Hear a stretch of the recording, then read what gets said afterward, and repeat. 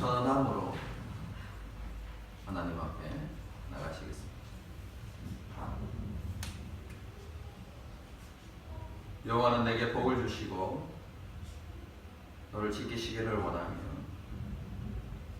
여호와는 그 얼굴을 내게 비추사 은혜 베푸시기를 원하며 여호와는 그 얼굴을 내게로 향하여 드사 평강 주시기를 원하노라. 아멘. 나는 전능하신 아버지 하나님 천지의 창조주를 믿습니다. 나는 그의 유일하신 아들 우리 주 예수 그리스도를 믿습니다. 그는 성령으로 잉태되어 동정녀 마리아에게서 나시고 본디오 빌라도에게 고난을 받아 십자가에 못 박혀 죽으시고 장사된 지 사흘 만에 죽은 자 가운데서 다시 살아나셨으며 하늘에 오르시어 전능하신 아버지 하나님 우편에 앉아 계시다가 거기로부터 살아있는 자와 죽은 자를 심판하러 오십니다. 나는 성령을 믿으며 거룩한 공교회와 성도의 교제와 죄를 용서받는 것과 몸의 부활과 영생을 믿습니다. 아멘. 함께 찬양하며 나가시겠습니다.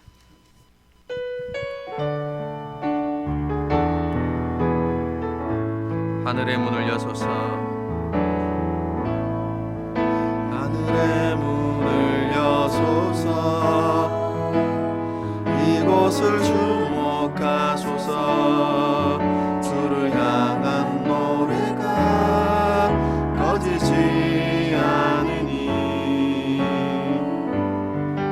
하늘을 열고 보소서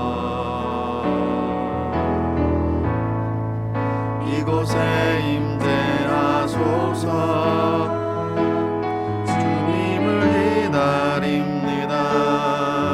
기도의 향기가 하늘에 닿으니 주여 임재하여 주소서. 이곳에 오셔서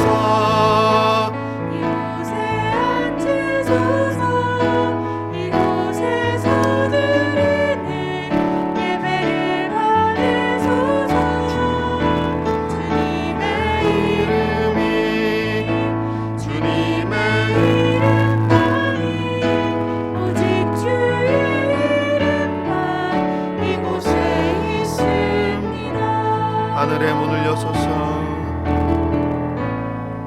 하늘의 문을 여소서 이곳을 주목하소서 주를 향한 노래가 꺼지지 않으니 하늘을 열고 보소서 이곳에 임재하소서 주님을 기다립니다. 기도의 향기가 하늘에 닿으니 주여 임재하여 주소서. 이곳에 오셔서 이곳에 이곳에서 예배를 받으소서. 주님의 이름이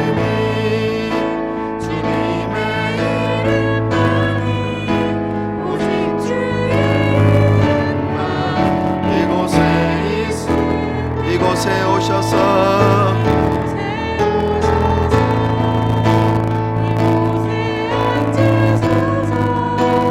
이곳에서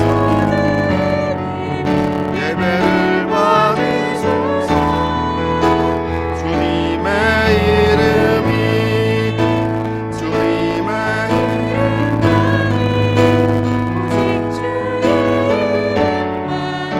이곳에 있습니다.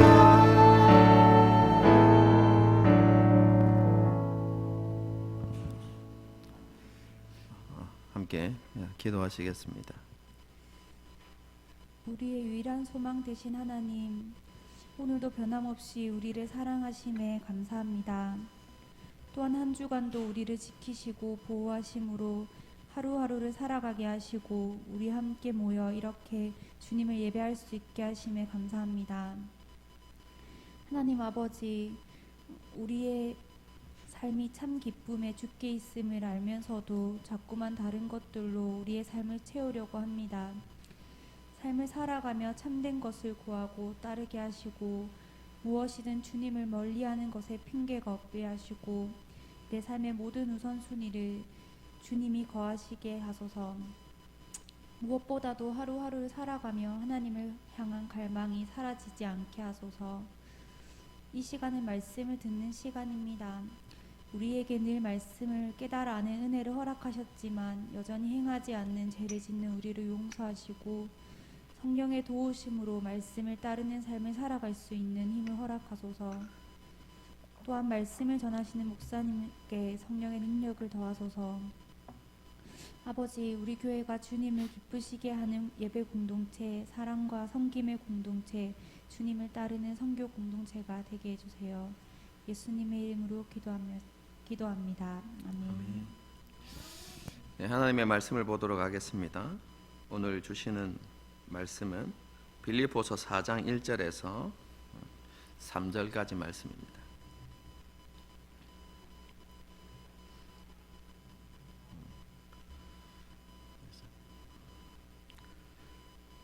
빌립보서 4장 1절부터 3절까지 제가 1절을 읽고 여러분 2절을 읽고 3절은 다 같이 읽도록 하겠습니다.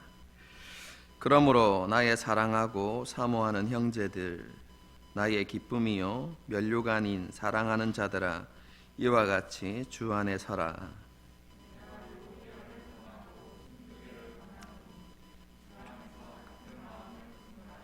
또 참으로 나와 멍에를 같이한 내게 구하노니 복음에 나와 함께 힘쓰던 저 여인들을 돕고 또한 글레멘드와 그 외에 나의 동역자를 도우라.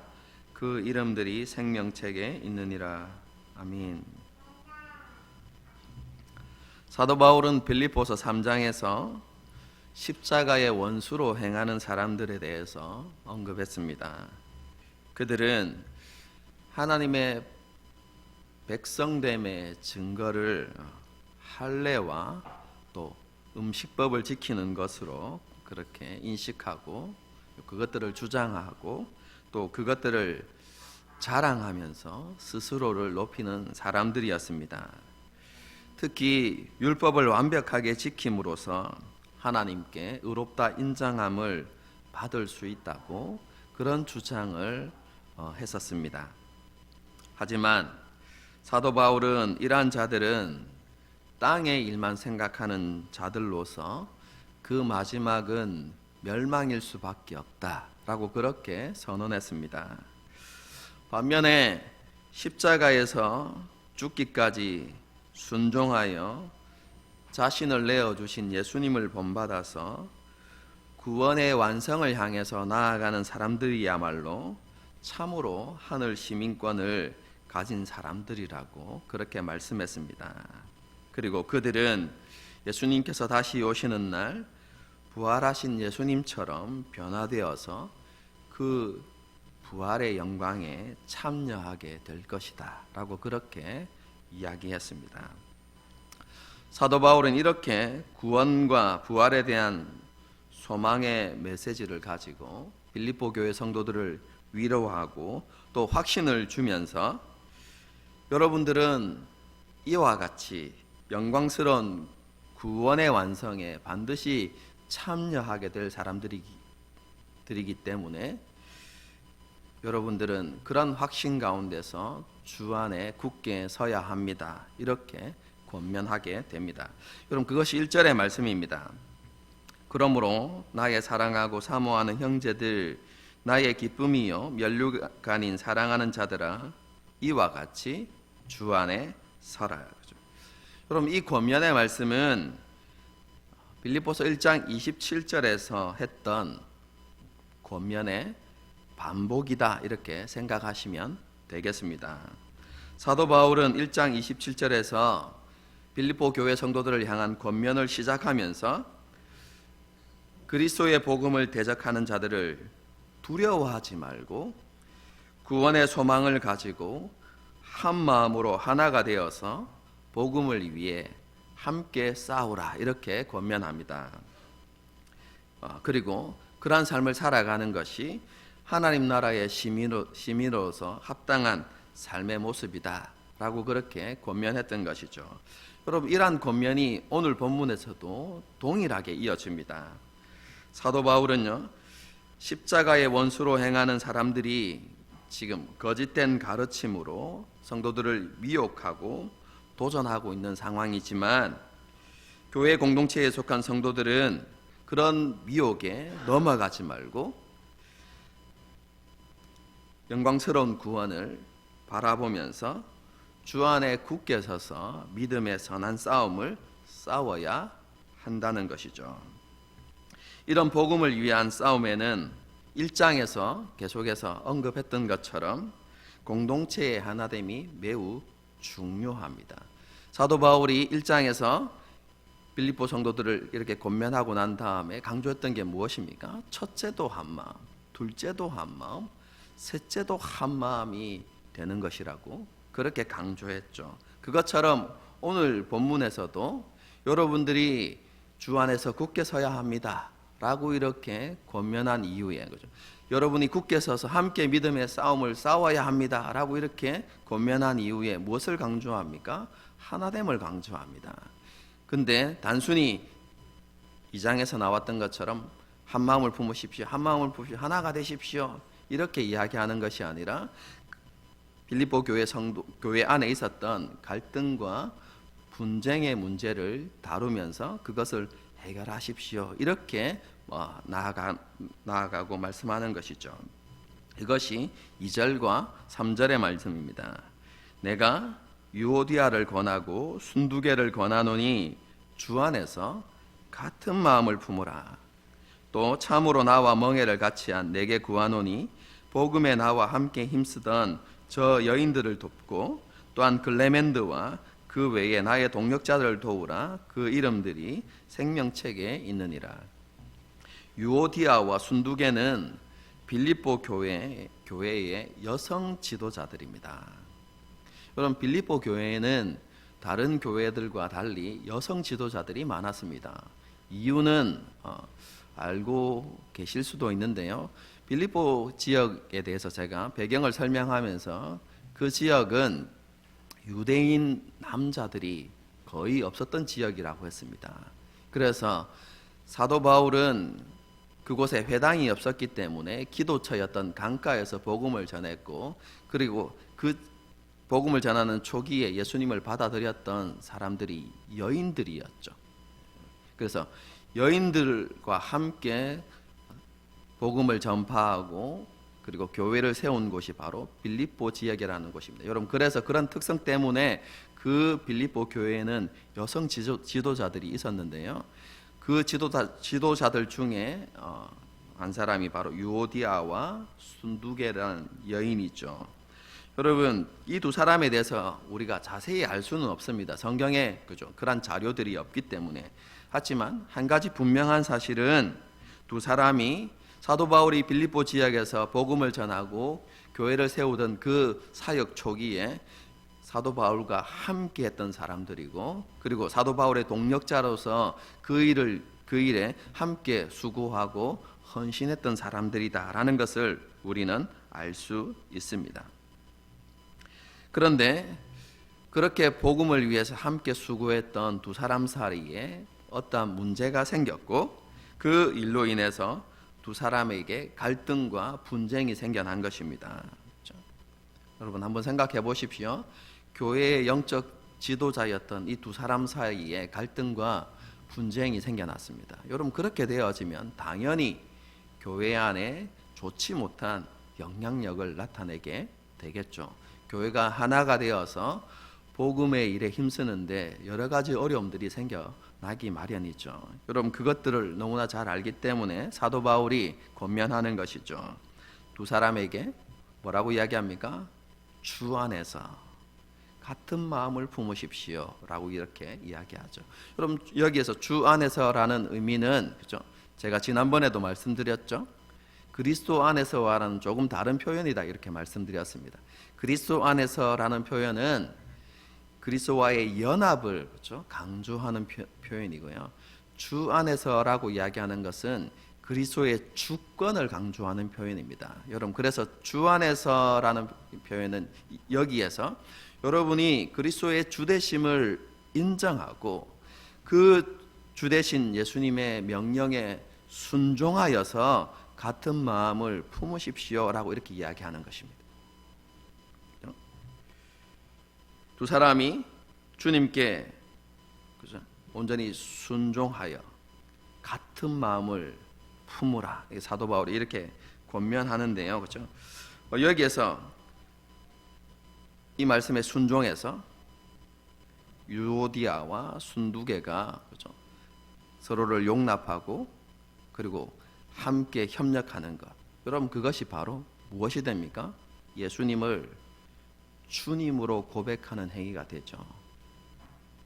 단순히 예수님을 주님 주님 입술로만 고백하는 것이 아니라 그분의 말씀에 순종하여서 화합과 일치를 이루는 것, 그것이 바로 예수님을 주님으로 인정하고 고백하는 행위다라고 지금 사도 바울이 말하고 있는 것이죠. 그럼 그렇게 예수님께 순종하라고 이렇게 이야기하면서 여러분은 같은 마음을 품으라고 이야기합니다. 여러분 여기에서 품으라고 이야기하는 그 마음은요, 사도 바울이 빌립보서 2장에서부터 지금까지 계속해서 강조해왔던 예수님의 마음입니다. 하나님으로서 당연히 취하실 수 있는 모든 권리를 기꺼이 내려놓으시고 종의 형체를 가지고 이 땅에 오셔서 죽기까지 낮아지신 그 예수님의 마음을 함께 품으라는 것이죠. 여러분 그런데 여기에서 그 마음을 품으십시오 라고 이야기하는 것은 단순히 예수님의 마음을 품어야 되겠다 이렇게 생각하는 것, 단순히 그것만을 이야기하는 것이 아니라요, 여기에서 품으라는 동사는 느끼고 생각하고 결단하고 실천하는 모든 과정을 함께 포함한 동사입니다.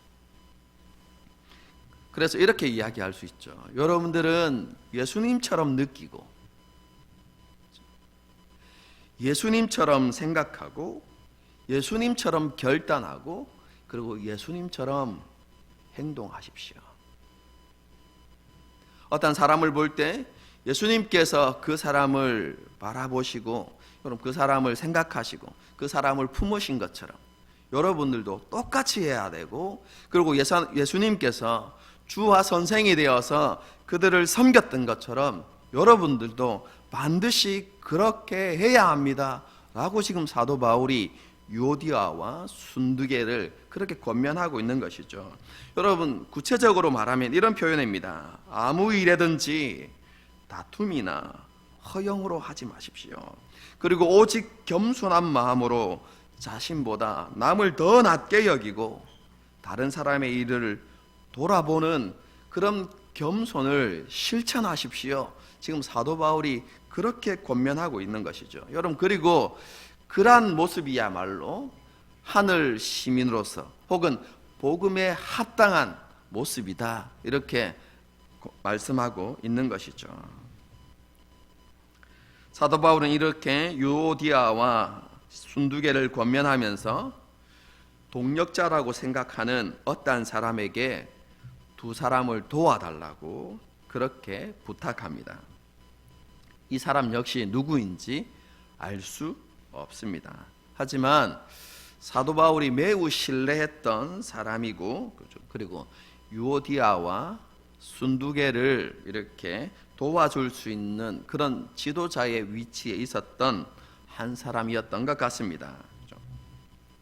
사도 바울은 복음을 위해서 이전에 함께 싸웠던 두 사람이 갈등과 분쟁 가운데 있는 것을 너무나 안타깝게 여기면서 자신이 신뢰했던 그 동력자에게 이들의 화해를 도와서 이전과 같이 복음을 위해 함께 싸울 수 있도록 해달라고 지금 부탁하고 있는 것이죠. 여러분, 그뿐만 아니라 그 사도 바울과 함께 복음을 위해서 싸웠던 글레멘드와 또 그 외에 다른 동력자들도 그죠. 그들도 이전과 같이 열심을 내고 복음을 위해서 함께 협력하여 싸울 수 있도록 도와주십시오라고 이렇게 부탁합니다. 한마디로 그죠? 빌립보 교회에 속한 모든 성도가 하나가 되어서 복음을 위해 함께 협력할 수 있도록 힘써 달라고 그렇게 요청했던 것입니다. 사도 바울은 이런 권면을 하면서요, 빌립보 성도들을 이렇게 부르고 있습니다. 나의 기쁨이요 면류관. 여기에서 면류관이라는 표현은요, 위에서 부르신 부름의 상과 깊은 관련이 있는 것입니다. 올림픽 경기에서 이름이 불린 승리자가 단상에 올라가서 받는 관이 바로 면류관이죠. 사도 바울은요, 자신의 모든 믿음의 경주를 마치고 나서 최후 심판대에서 자신이 믿음의 승리자로서 면류관을 받아 쓸 것인데 그 면류관이 바로 빌립보 교회 성도들이다라고 이렇게 말하는 것입니다. 그럼 이 표현이 바로 이해가 되십니까?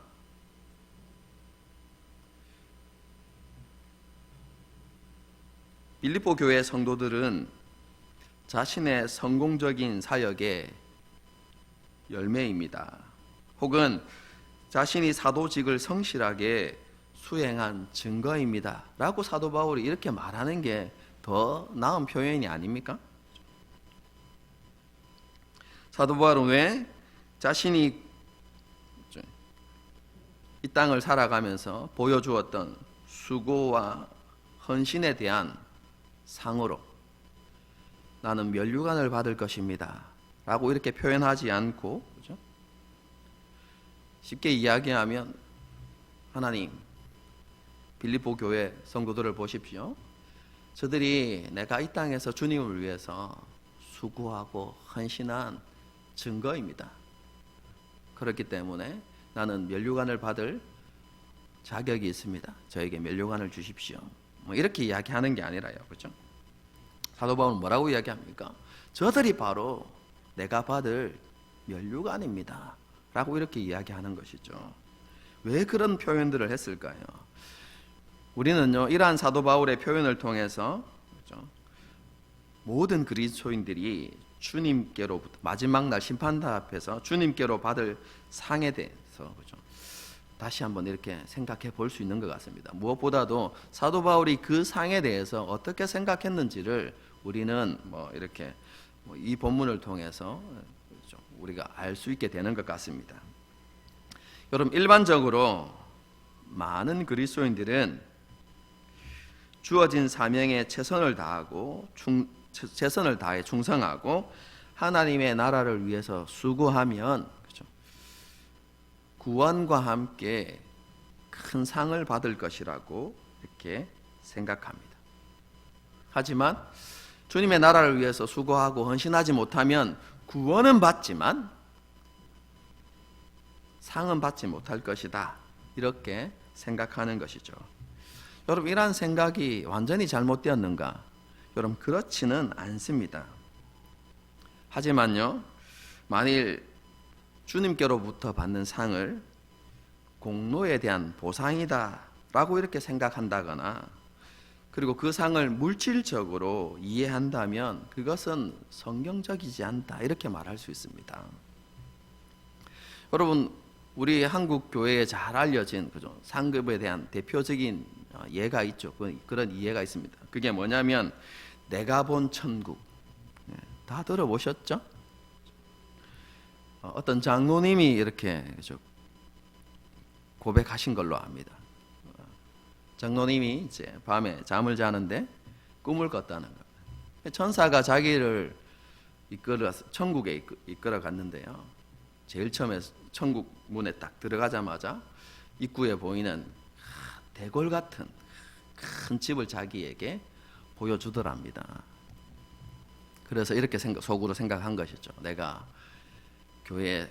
어려서부터 교회에 열심히 다니고 섬기고 집사가 되고 또 안수 집사가 되고 장로가 되어 이렇게 교회를 열심히 섬겼더니 하나님께서 그에 대한 보상으로 이렇게 큰 대궐 같은 집을 나에게 주시는구나 이렇게 생각하고 천사에게 이 집이 나의 집입니까? 이렇게 물었다는 것이죠. 그러니까 아니다 라고 이야기하고 다음 집으로 이렇게 데려가는데 으리으리한 대궐 같지는 않지만 그것보다 조금 못하지만 으리으리한 기와집이 이렇게 몇 채가 있는 큰 정원이 있는 그런 집을 보여주더라는 것이죠.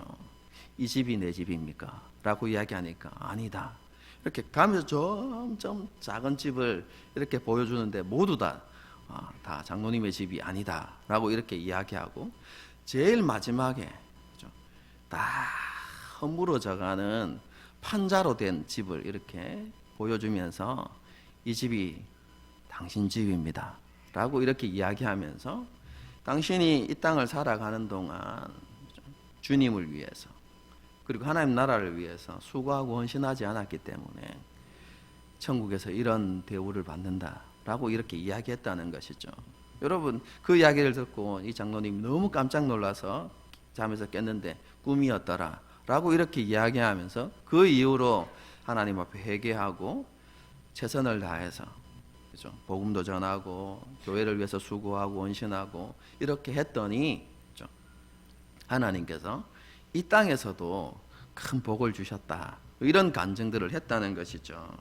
그렇죠? 저도요 중고등어 시절에 이런 간증을 들었고요. 그리고 신학교, 대학원을 다닐 때도 이런 간증을 하고 다니는 분이 있다는 소리를 들었습니다.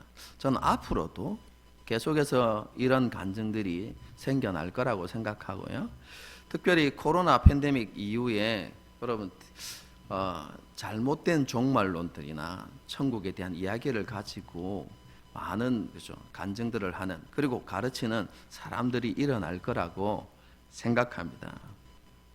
여러분 그렇기 때문에 천국에 대한 바른 이해가 있어야 되고 오늘 특히 본문을 통해서 상급에 대한 바른 이해도 생겨나야 하고요. 무엇보다도 종말론에 대한 종말에 대한 바른 이해가 있어야만 합니다.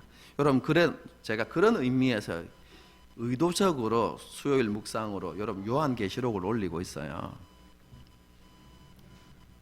그것을 가지고 잘못된 해석을 가지고 성도들을 미혹하는 사람들이 너무나 많기 때문에 여러분 그렇기 때문에 그 요한계시록을 여러분 자세히 읽어보십시오. 그렇죠? 제가 시간을 들여서 대충 하지 않고 그죠? 장별로 사건별로 다 이렇게 정리해서 구체적으로 올리고 있거든요. 여러분 꼭 읽어보십시오. 그러면 요한계시록에 대한 바른 이해가 여러분에게 생겨날 수 있습니다. 물론 그런 장로님과 같은 그런 이야기는요 흥미롭습니다. 재미있죠. 그렇죠? 그리고 자신만을 위해서 살아가는 그런 그리스도인에게 경각심을 심어주기도 하고요. 그렇죠? 그리고 천국에서 부끄러움을 당하지 않으려면 열심히 살아야 되겠구나. 이런 결단을 그렇죠? 불러일으키는 그런 재미있는 일화라고 생각합니다. 그렇죠? 하지만 그건 성경적이지 않습니다. 여러분. 성경에서 우리에게 약속하고 있는 상은요 이런 물질적인 것이 아닙니다.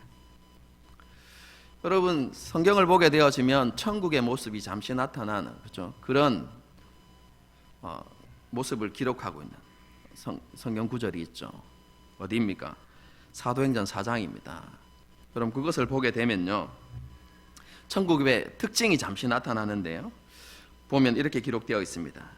그리스도인이 한 마음과 한 뜻이 되어 모든 물건을 통용하고 그 다음에 보십시오. 자기 재물을 조금이라도 자기 것이라고 하는 이가 하나도 없더라. 뭐라고요? 이해되십니까? 자기 재물을 내 거다라고 이야기하는 사람이 하나도 없더라, 이렇게 이야기합니다. 그리고 난 다음에 또 한 가지 사실을 적어 놓고 있는데요, 교회 공동체 안에 가난한 사람이 하나도 없으니. 왜요?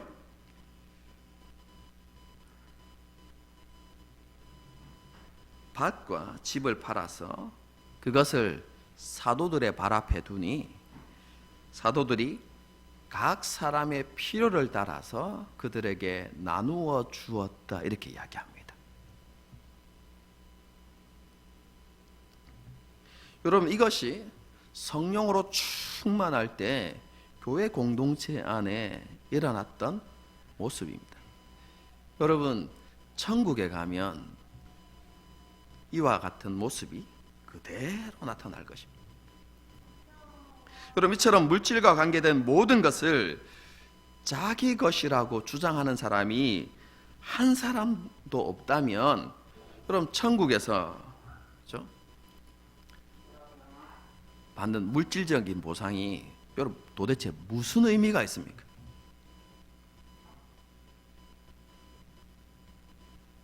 여러분, 이런 관점에서 본다면, 그렇죠?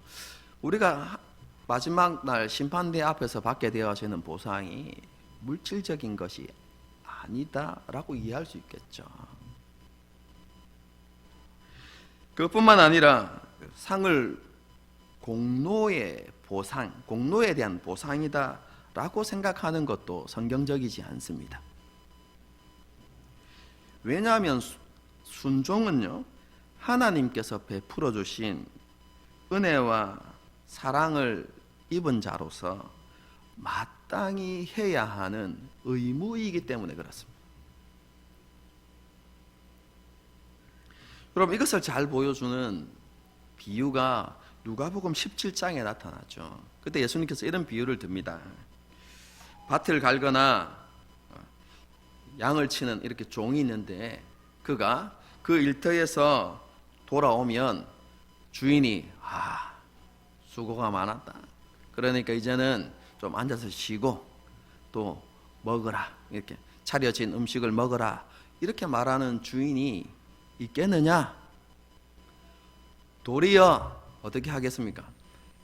이제 그 일이 끝났으니까 너는 나를 위해서 먹을 것을 차리라 라고 이렇게 이야기하고, 주인이 먹는 동안 내 곁에서 수종을 들어라 라고 이야기하지 않겠느냐라고 예수님께서 그렇게 이야기하십니다. 그리고 그 이후에 너는 먹고 마시라 하지 않겠느냐, 이렇게 말씀하시죠.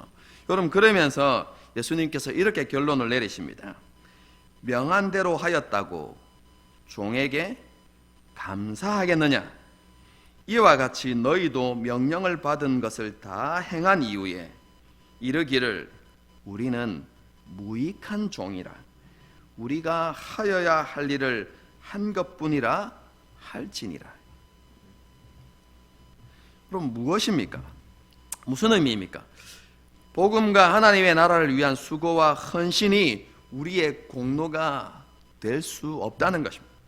여러분, 그것은 당연히 해야 할 의무사항이라는 것이죠. 여러분, 그렇기 때문에 하나님께서 주시는, 예수님께서 주시는 그 상을 수고와 헌신에 대한 보상으로 이렇게 받아들일 수 없다는 것이죠. 그럼 그것뿐만이 아닙니다. 우리의 수고와 헌신은요, 단순히 우리의 의지, 우리의 결단, 우리의 힘으로만 이루어진 게 아닙니다. 여러분, 성경이 가르치는 바가 무엇입니까? 우리가 그렇게 수고하고 헌신할 수 있는 이유가 무엇입니까? 우리 안에 계신 성령께서 우리에게 자원하는 마음을 주시고, 우리를 감동하시고, 그리고 우리를 순종의 자리로 이끄시고, 그리고 순종할 수 있는 능력과 은혜까지 다 우리에게 주셨기 때문에 우리가 하나님의 나라를 위하여서 그렇게 수고하고 헌신할 수 있게 된 것이라고 성경이 가르치죠. 여러분, 그래서 사도 바울이 뭐라고 이야기합니까? 내가 다른 모든 사도들보다 더 많이 수고하였지만 내가 한 것이 아니라 뭐라고요? 오직 하나님의 은혜다 라고 이야기하죠. 여러분, 그렇기 때문에 더더욱 상을 우리의 수고와 헌신에 대한 보상으로 받아들일 수 없는 것이죠. 그럼 그런데요, 성경을 보게 되어지면 상을 약속하고 있지 않습니까? 한 곳이 아니라 여러 곳에서. 그렇죠? 그럼 그렇다면 우리는 그러한 본문들을 어떻게 이해해야 될까요? 성경을 이해하는데 모순이 있어야 되지 않습니까? 모순이 없어야 되지 않습니까? 여러분, 그렇다면 여러분 이렇게 생각하면 안 됩니다. 봐라, 상이 있다고 안 하나? 그렇죠? 그게 맞는 거다라고 이해해야 되는 것이 아니라, 여러분 분명합니다.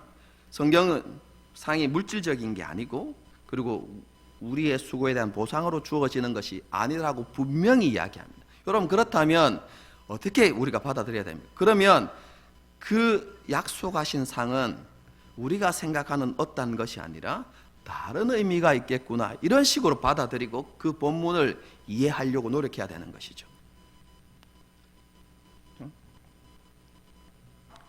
여러분, 성경에서 약속하고 있는, 그리고 예수님께서 주시겠다고 약속하는 상은요, 물질적인 것이 아니라 하늘에 속한 신령한 것입니다. 몇 가지 예를 들면 이런 것들입니다. 마지막 최후 심판대 앞에서 예수님의 칭찬과 인정. 그럼 그리고 복음서를 보게 되어지면 주인의 기쁨에 참여하게 되는 것. 그리고 고린도 전서를 보게 되어지면, 그죠? 영광의 차이, 이렇게 이야기하거든요. 하늘의 별과 별의 영광이 다 다르지 않느냐라고 이야기하면서 마지막 날에 구원받은 자의 영광도 그러할 것이다라고 이야기. 영광의 차이, 뭐 이런 것들이죠.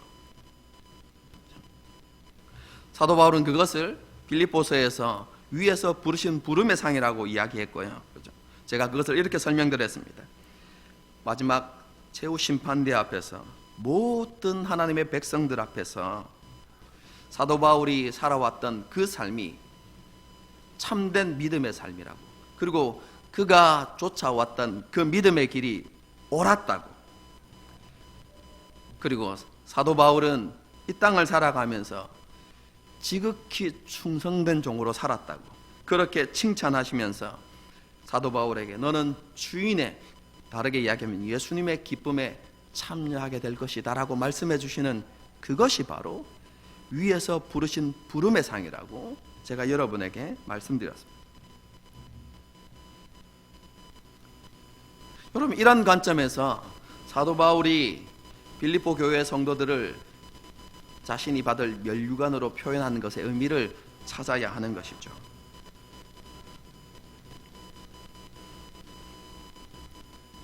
어떤 의미입니까?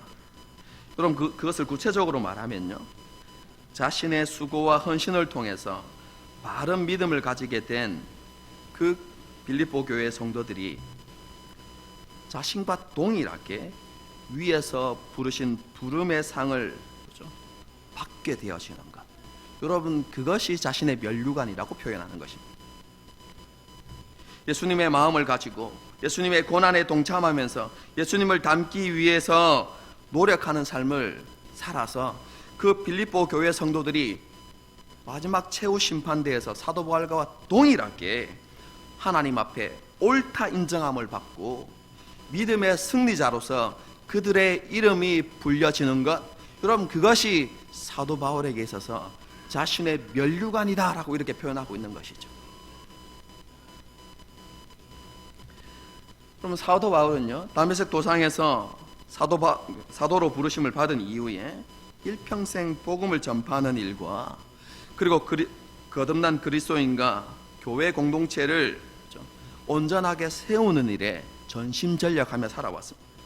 여러분, 그것을 고린도전서 3장에서 이런 비유를 통해서 이야기하죠. 하나님께서 교회를 위해서 각각의 사역자를 세우셨습니다. 여러분, 그런데 사도 바울은 그 가운데서 기초를 놓는 역할을 맡았다는 것입니다.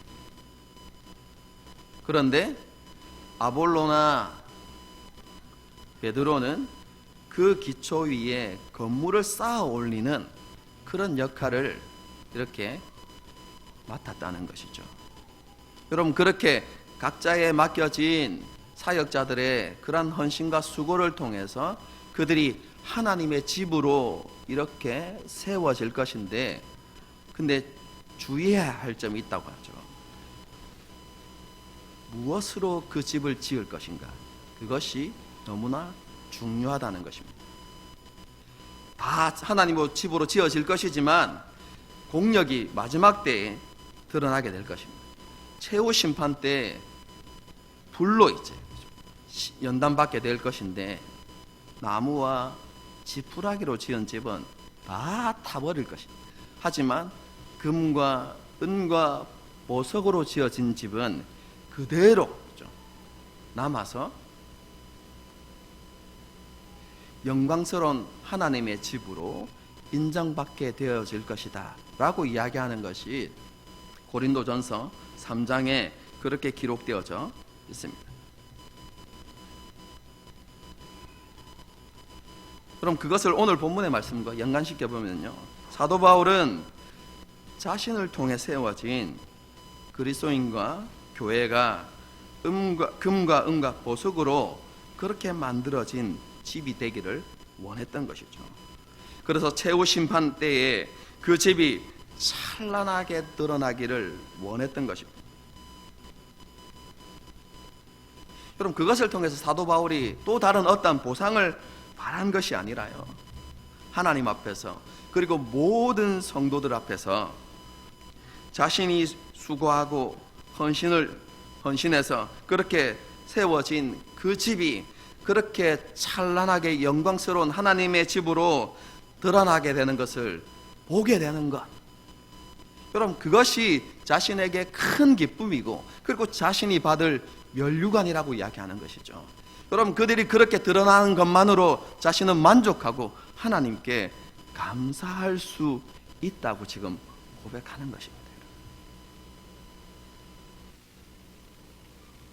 여러분, 이런 의미에서 사도 바울은 빌립보 교회 성도들을 자신의 기쁨이요 면류관이라고 불렀던 것입니다. 그리고 빌립보 교회가 그런 교회로 세워지기 위해서 정말로 중요한 것이 무엇입니까? 여러분, 그것은 공동체의 하나됨이었던 것이죠. 빌립보서에서 계속해서 강조해왔던 그 하나됨이 너무나 중요했던 것입니다. 여러분, 그래서 사도 바울은 그 당시 빌립보 교회 안에 있었던 그 갈등과 분쟁의 문제가 속히 해결되기를 원했던 것이죠.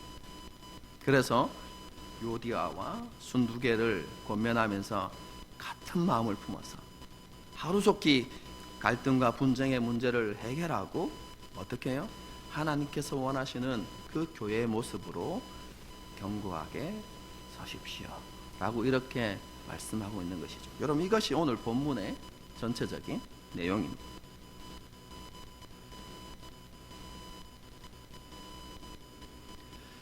지금 오늘 본문에서 나타나고 있는 빌립보 교회를 향한 그 사도 바울의 생각과 마음이 바로 저와 여러분을 향한 예수님의 생각과 마음이라는 사실을 우리는 깨달아야만 합니다. 예수님께서 하늘 영광을 포기하시고 종의 형태로 오셔서 십자가 위에서 죽으신 이유가 무엇입니까? 그럼 그것은요, 저와 여러분을 하나님 앞에 흠과 점이 없는 사람으로 세우시기 위해서입니다. 다르게 표현하면 창조 때에 하나님께서 지으신 그 모습 그대로 하나님의 형상을 회복시키기 위해서, 신학적인 표현으로 이야기하면 저와 여러분이 예수님을 온전히 닮은 사람으로 그렇게 변화시키고 성장시키기 위해서 예수님께서 이 땅에 오신 것이죠. 그럼 그것을 위해서 예수님께서 우리에게 믿음의 사람들을 보내주신 것입니다. 우리가 지금까지 만났던 교역자들이나 믿음의 선배들과 같은 사람들이죠. 그럼 그들이 저와 여러분을 향하여서 가진 생각과 기대가 무엇일까요?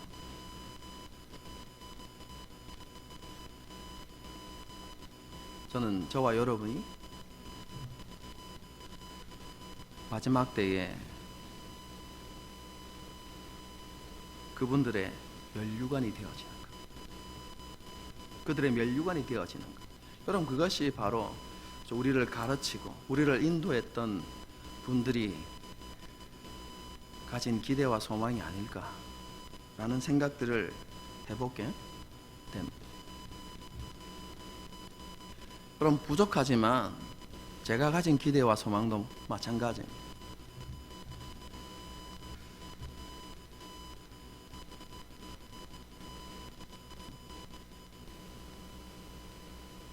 물론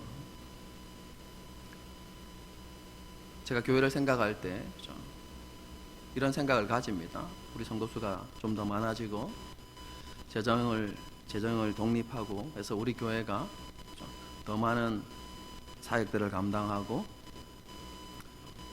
우리가 선교사를 지원하고 또 다른 교회를 도울 수 있는 그런 교회가 되었으면 좋겠다, 이런 생각들을 가집니다. 여러분, 그런데 그것은 저의 바람이긴 하지만 제가 목회를 하는 목적은 아닙니다. 목표는 아닙니다.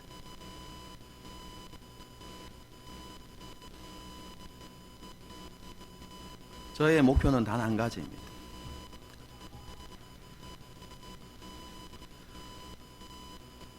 교회에 속한 성도들에게 하나님의 말씀을 바르게 가르쳤어요. 그들이 진리의 말씀 위에 바르게 세워지고 그 말씀을 따라서 온전히 순종하는 삶을 살아서 마지막 때에 하나님 앞에 흠과 점이 없는 그런 모습으로 드러나는 것. 그럼 그것이 제가 목회를 하는 목적이자 목표입니다. 오늘 그죠? 이런 말을 하기 부끄럽지만 그죠? 여러분이 저의 면류관이 되어지는 것. 그것이 저의 간절한 소망인 것이죠. 그런데요, 이 소망이 우리를 가르치고 인도했던 그 믿음의 선배들, 그리고 저의 소망으로 끝나야 되는 것이 아니라 오늘 여기에 속한 우리 모두의 간절한 기대와 소망이 되어야만 합니다. 먼저는 우리 자신에 대해서 그런 기대와 소망을 가져야 되는 것이죠. 사도 바울처럼 내가 끝까지 믿음의 경주를 해야 되겠다. 이 세상에 많은 유혹과 시험이 있지만 삶의 문제들이 우리를 억누르고 우리를 뒷걸음질치게 만들려고 하고 있지만 그 모든 믿음의 선한 싸움에서 우리가 싸우고 승리하여서 주님께서 주실 위에서 부르시는 그 부름의 상을 바라보면서 우리가 살아가야 되겠다라는 그런 마음과 결단이 우리 가운데 있어야 하는 것이죠. 여러분, 그리고 그것을 위해서, 그런 순종의 삶을 살아가기 위해서 성령님께 도움을 구하고 그런 기도의 삶을 우리가 살아가야 하겠죠. 그런데요, 우리는 거기에서 그쳐서는 안 됩니다. 우리 개인만, 우리 한 사람, 우리만 그럼 그런 삶을 살아가는 것이 아니라 우리의 믿음의 뒤를 따를 그 사람들, 지극히 작은 자들, 믿음이 연약한 사람들, 그리고 우리가 전도하는 사람들, 여러분 그 사람들도 동일하게 그 길을 걸어가서 그들이 우리의 면류관이 되기를 간절히 소망하는 마음들이 우리 가운데 회복되어져야 하는 것이죠.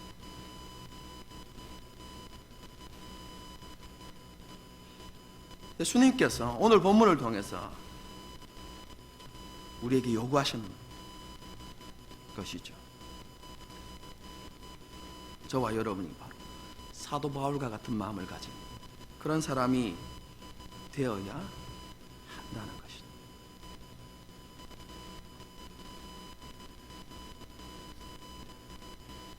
이것을 다르게 이야기하면 제자도라고 이야기합니다.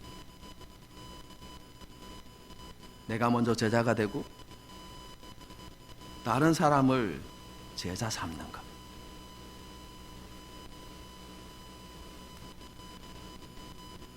오늘날 교회가 잃어버리고 있는 것이 바로 이런 것들이 아닌가라는 생각들을 하게 됩니다. 오늘 본문의 말씀을 준비하면서요, 한국 교회에 대해서 다시 한 번 더 깊은 생각을 해보게 되었습니다. 이 땅이 100년 전만 해도 복음의 불모지였습니다.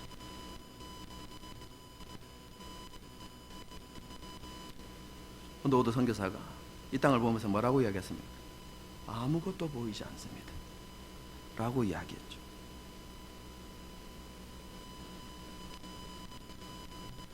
아무것도 보이지 않는, 미래가 전혀 보이지 않는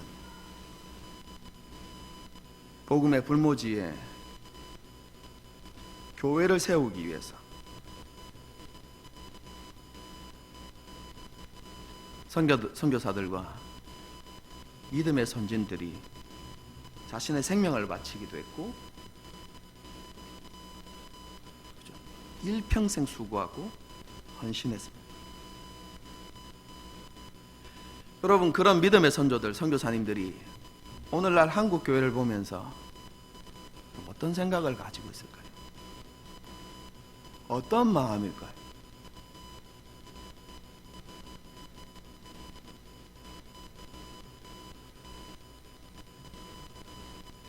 내가 이런 교회의 모습을 보고자 내 생명을 바쳤던가, 내 일평생을 바쳤던가, 이런 생각들을 하지 않을까요?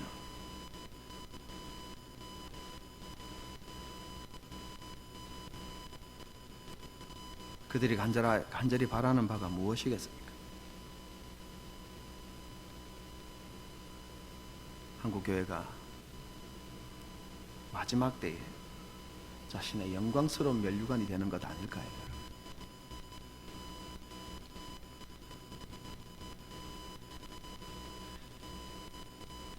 한국교회가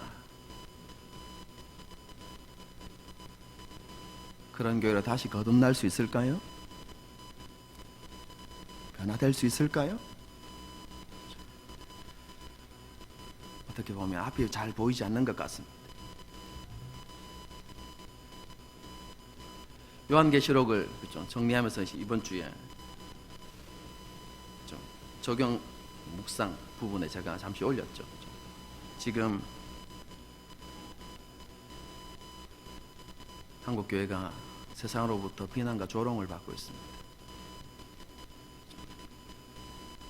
교회에 코로나 확진자가 생길 때마다 세상 사람들이 고개를 젓죠. 진절머리가 납니다. 역시 교회는 안 돼.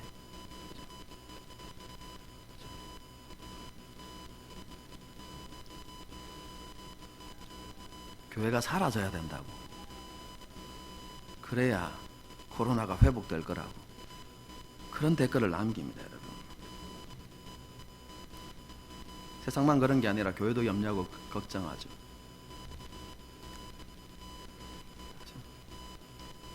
그럼 코로나 사태가 진정이 되어지면 그리고 다시 일상을 되찾게 되어졌을 때 지금 교회 성도 수의 20%가 교회를 떠날 것이라고 많은 학자들이 이야기합니다. 그리고 교회로 많은 젊은 세대가 교회로 돌아오지 않을 거라고 그렇게 이야기합니다. 그러면서 걱정하죠. 대안이 있어야 한다. 한국 교회는 무엇을 준비해야 되는가? 이런 얘기들이 계속 논의되어지고, 그럼 그에 대한 여러 가지 대안들이 그럼 제시되고 있습니다. 그것들이 필요 없다는 것은 아닙니다.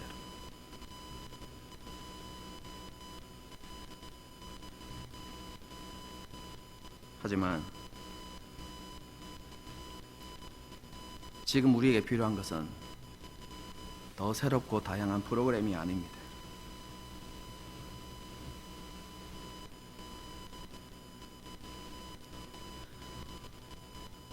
제가 믿고 확신하는 바는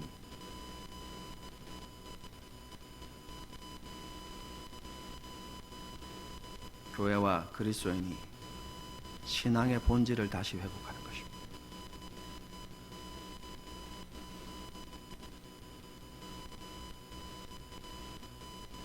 여러분, 지금 이제 요한계시록에 심판 시리즈가 이제 하나 남았는데요. 마지막 대접 심판. 그럼 심판 시리즈를 통해서 우리가 분명히 알 수 있는 것은 세상이 변화되는 것은 교회의 화려함이 아니었습니다. 그 심판의 내용 가운데 세상이 자복하고 하나님께로 돌아오게 되는 계기는요, 그리스도인이 끝까지 믿음을 지키고 핍박과 환난 가운데서도 끝까지 믿음을 지키고 순교의 각오를 하고 끝까지 복음을 증거하는, 그럼 그런 신앙의 본질적인 모습을 보여줄 때에 그것을 통해서, 교회를 통해서 세상이 하나님의 영광을 보고 회개하고 돌이키는 역사가 일어난다고 요한계시록이 기록하고 있습니다.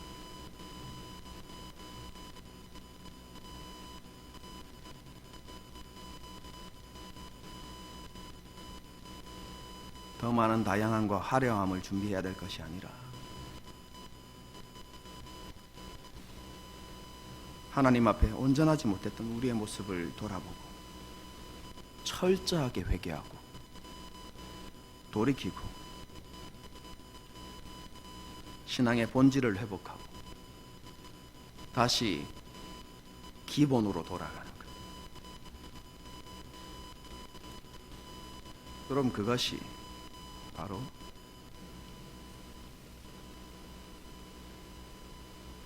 교회가 다시 세상의 빛과 소금이 되는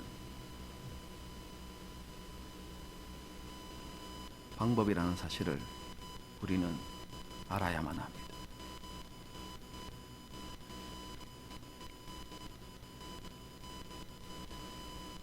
주님의 주되심을 고백하고 복음의 원리를 따라서 살아가는 삶의 모습이야말로 악하고 타락한 세상을 변화시킬 수 있는 가장 미련한 방법입니다.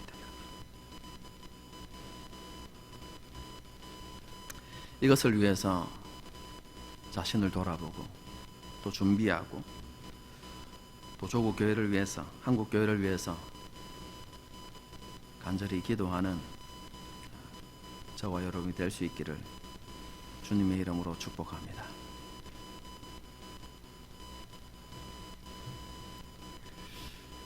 함께 찬양하고 기도하는 시간을 갖도록 하겠습니다. 오랜만에 찬송가입니다. 내 평생 소원 이것뿐, 주의 일 하다가 이 세상 이별하는 날 주 앞에 가리라. 오늘 설교 내용과 너무 이렇게 탁 들어맞는 가사이죠. 여러분,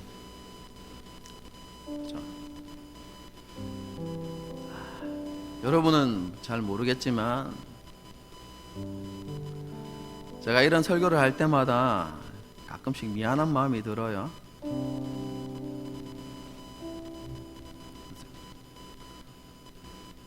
또 이런 설교를 해야 되는구나 이렇게. 왜냐하면 100% 다 제가 느낄 수는 없지만, 그죠?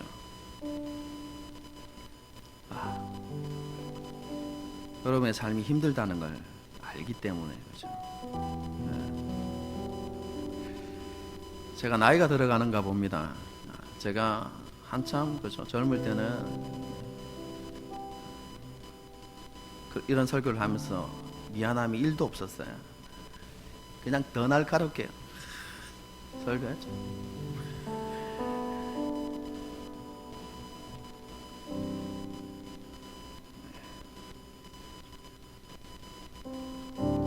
그런데 나이가 들었나 봅니다. 세상 살아간다는 게 녹록치 않다는 게, 그죠? 그냥 옆에서 지켜보는데 느껴지는 걸로 봐서, 그죠? 제가 철이 드는가 봐요. 가리 늦게. 여러분의 삶이 하루하루의 삶이 힘들고 어렵다는 거 아니까, 그죠? 미안한 마음이 들어요. 하지만 어떡하겠어요? 그죠? 그럼에도 불구하고 설교합니다, 여러분. 그래야만 하기 때문에. 여러분, 은혜를 받은 자로서 마땅한 의무이기 때문에, 그죠? 그렇게 설교하죠. 그런 우리에게, 그죠? 우리들에게 저는 오늘 찬양의 3절 가사가 참 위로가 된다고 생각합니다. 불같은 시험 많으나 겁내지 맙시다. 구주의 권능 크시니 이기고 남겠네. 우리의 삶의 고난보다 크신 주님을 바라봅시다.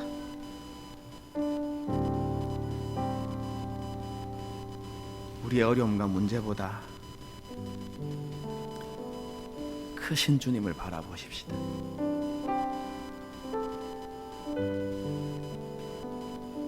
이기고 또 이기게 하실 것입니다. 함께 찬양하시겠습니다.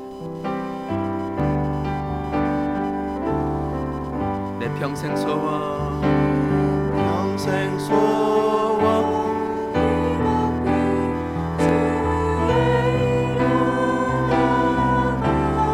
이 세상 이별하는 날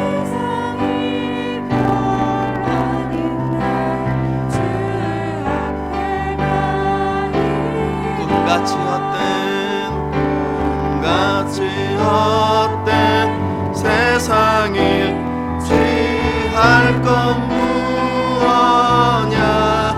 이 수고함 많아여도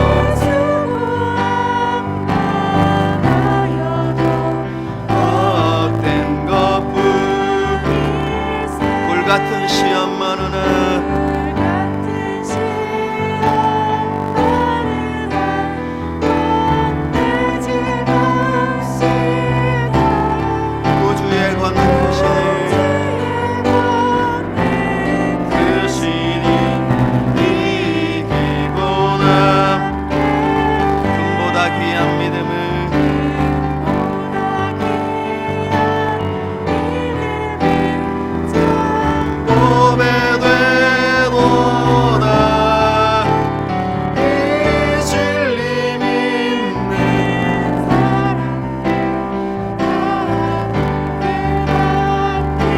살같이 빠른 광음을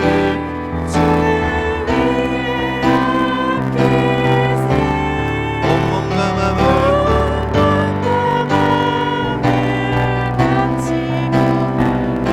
우리 3절만 다시 한번 찬양하시겠습니다. 불같은 시험 많으나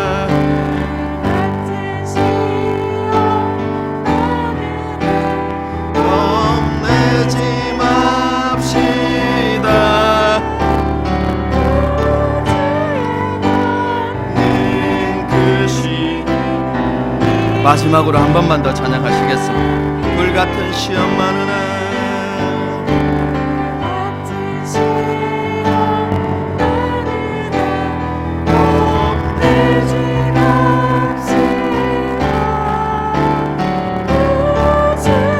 권능 크시니 이기고 남겠네.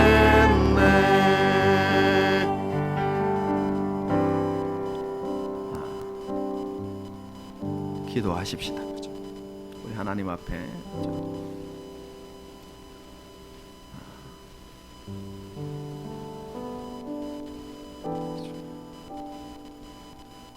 우리를 주님 앞으로 이끌었던, 그리고 우리를 믿음의 자리로 이끌었던 그죠? 교역자나 우리의 믿음의 선배들, 그들이 우리가 빛나는 면류관이 되기를 원하고 있을 텐데,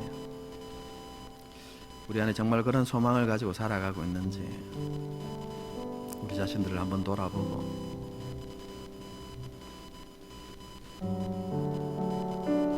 우리 또한 그런 마음을 가지고 살아가는지, 다르게 이야기하면 우리가 정말로 우리 안에 제자도를 가지고, 제자도의 마음을 가지고 살아가는지 우리 자신들을 이렇게 돌아보면서요, 하나님 다시 제자도를 회복하고 제자의 길을 걸어가는 우리가 되게 해주십시오.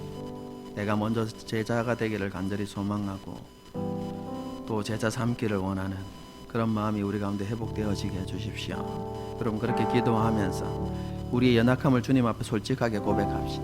하나님, 삶의 무게가 우리를 한없이 짓누르고 있습니다. 여러 가지 어려움과 문제들이 우리를 멈춰서게 만들고 뒤돌아보게 만듭니다. 하나님, 그런 도전과 유혹 앞에 너무나 쉽게 무너진 우리를 용서하여 주시고 우리를 긍휼히 여겨주시고, 하나님 우리에게 믿음을 다하여 주시옵소서. 하나님 우리에게 믿음을 다하여 주시옵소서. 주님을 의지하고 성령을 의지하고 다시 일으켜서서 달려갈 수 있는 은혜가 우리 가운데 있게 해주십시오. 이런 기도 제목들과 함께 또 여러분의 개인적인 기도 제목들과 또 하나님께서 오늘 본문을 통해 주시는 그런 도전들이 있다면 그것을 가지고 잠시 기도하는 시간을 갖도록 하겠습니다. 다 같이 기도하시겠습니다. 하나님, 그렇습니다. 하나님, 그렇습니다.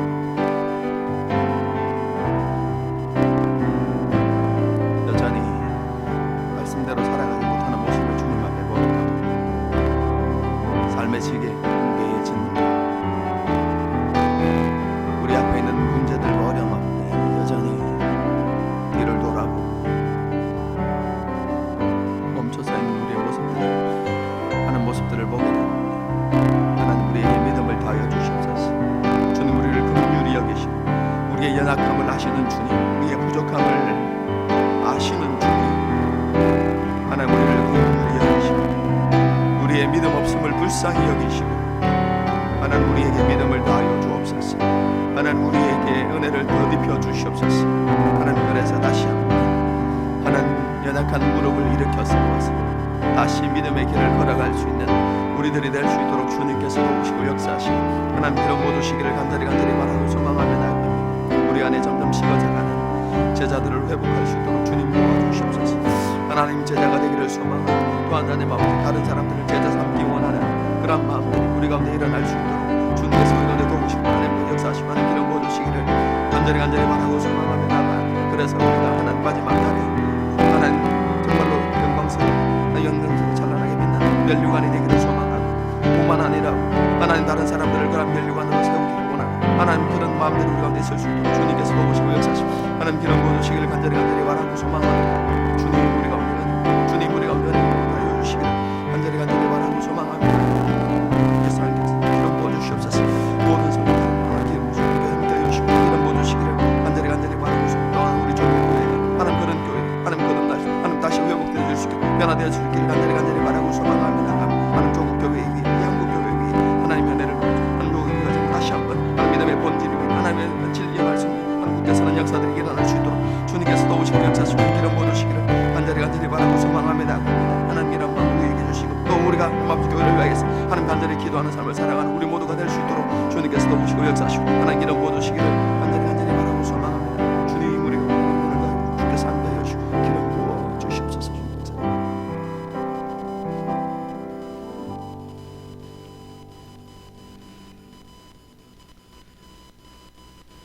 주 예수 그리스도의 은혜와 하나님 아버지의 무한하신 사랑과 성령님의 위로 교통 충만하심의 역사가 이 자리에 머리 숙인 사랑하는 주의 백성들과 그들의 가정과 모든 앞날과 걸음들 위에 우리 하늘시민교회 위에 지금부터 영원토록 함께 하시기를 축원하옵나이다. 아멘.